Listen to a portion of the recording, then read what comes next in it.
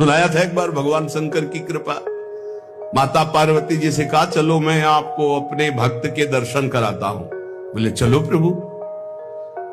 तो बोले पहले अभक्त के दर्शन कर लो, तब भक्त के दर्शन आप सुख पाओगी। तो गए तो सुपारी कतर रहे थे बैठे, इसमें बढ़िया गद्दा लगा हुआ था, गिरदा लगा हुआ, 50 गाय 50 भैंसे दूध दुही जा रही थी।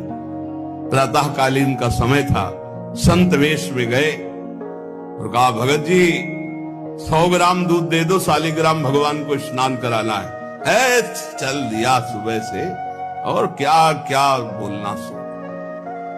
महादेव जी ने कहा हे भगवान जितनी संपत्ति और वैभव इससे दुगना इसकी कर दो। माता जी ने कहा औघड़ इसीलिए कहा जाता है इनको, बड़े औघड़ नाथ है। 100 ग्राम दूध ले दिया, गाली दिया, ऊपर से कह रहे संपत्ति कह दो दुगनी। बोली नहीं पर अंदर अंदर बहुत विचित्र औढ़र दानी है आशुतोष। बोले चलो भगत के दर्शन। बोले अभक्त तो ऐसा था कि अगर आप साथ ना होते तो इसको भस्म ही कर देती हम, क्योंकि अंबा तो शक्ति है। आपका अपमान, अभक्त ऐसे ही होते हैं, मैं नाराज नहीं होना। भक्त के पास गए, एक झोपड़ी फूस की, एक गाय, और उसी फूस की झोपड़ी में माए उसकी मैया रहती थी। गए जो देखा संत तो साष्टांग दंडवत किया, आओ बैठो बैठाला।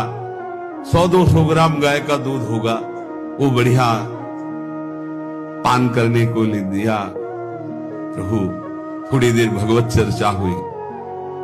भगवान श्री ने कहा अच्छा भाई चलते हैं, हम तो विचरण करते रहते हैं। बोले संत भगवान कभी पुनः कृपा करके आना।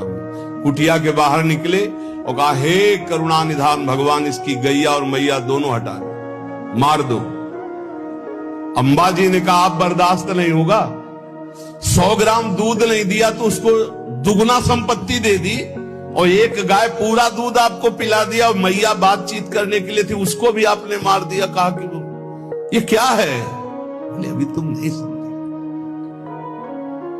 जब इतनी संपत्ति में साधु अपमान करके ऐसी गालियां देता, जब डबल संपत्ति होगी तो ऐसा अपराध करेगा घोर नर्क जाएगा, समझो।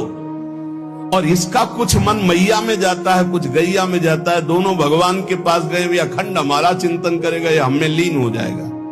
माता जी का ये बात तो सही। तो बोले जिस पर मैं कृपा